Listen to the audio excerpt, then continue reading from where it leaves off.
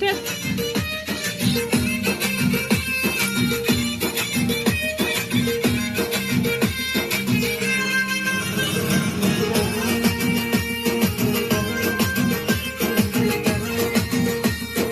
तिम्रो लागि म छु त्यो दुनिया छोडिदेऊ आमाले चाहिँ हेर्नुहुँदैछ उहाँको आमा